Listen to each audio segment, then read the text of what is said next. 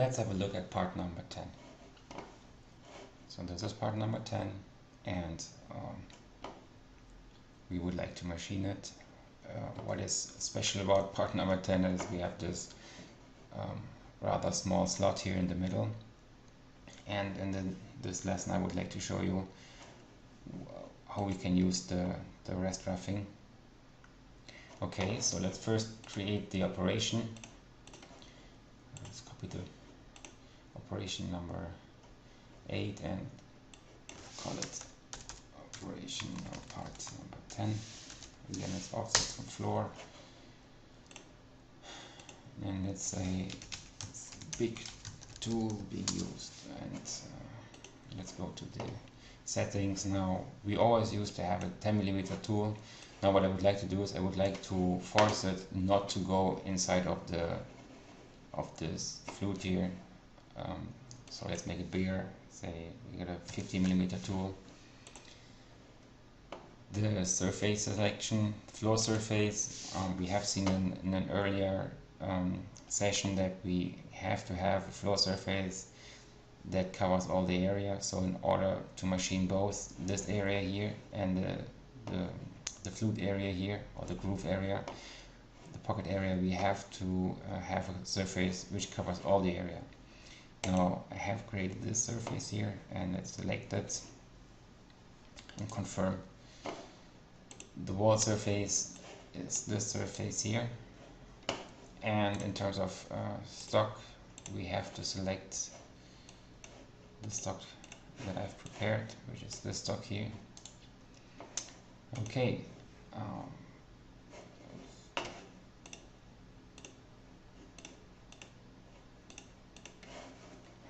let's confirm, and let's generate the toolpath. Okay, meanwhile I just take this operation here and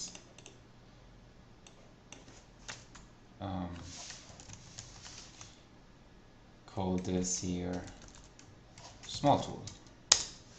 And what I do now is the following. I will go into the settings, and I will now set up a smaller tool.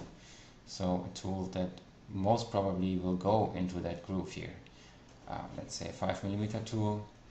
Now in terms of rest roughing, we have this operation here which is called rest rough. Simply activate it and check out what we get here. Go to the settings, and now what you have to do is we have to determine, or we have to specify the roughing tool, which is basically a flat end tool with a diameter of 15, which was in the previous operation. Now we didn't set up a radius here, but we could, and we don't specify the roughing offset because we would like to keep the same offset, so we don't want to have the roughing offset to be considered in this operation here. So basically what we're saying here is we're using now the same operation, the same surface selection, and we activate the rest roughing. We say, okay, we have been machined that part earlier with a 50mm tool. Please trim out everything in the toolpath which has been machined with this tool, or which could be reached with this tool, and machine only this area where we have which we can reach with the 5mm tool, or that we haven't machined yet. Okay, and let's start the calculation, and meanwhile we can analyze the other toolpath here. So we clearly see that the tool could not go inside of the pocket. Let's make a cutting simulation, hide the toolpath, and bring up this. Let's simulate it. You see here the big tool cutting the part,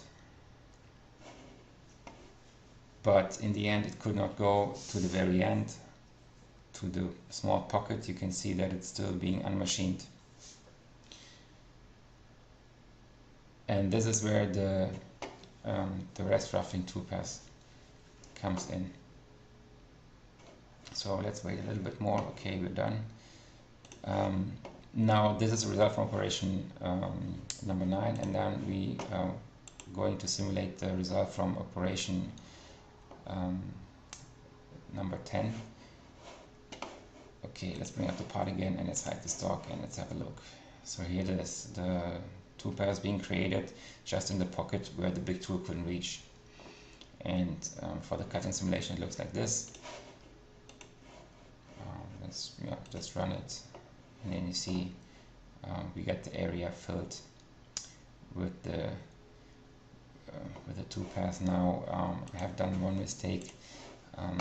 I haven't set the maximum step over right, because we have a 5mm tool and maximum step over 5. Well, it's slightly too big. I need to change that. Let's use a step over of 2mm and recalculate the toolpath. Meanwhile, I will just regenerate the stock, and then later I suggest that we just simulate both operations one after another. So first of all, this operation, let's speed it up a bit.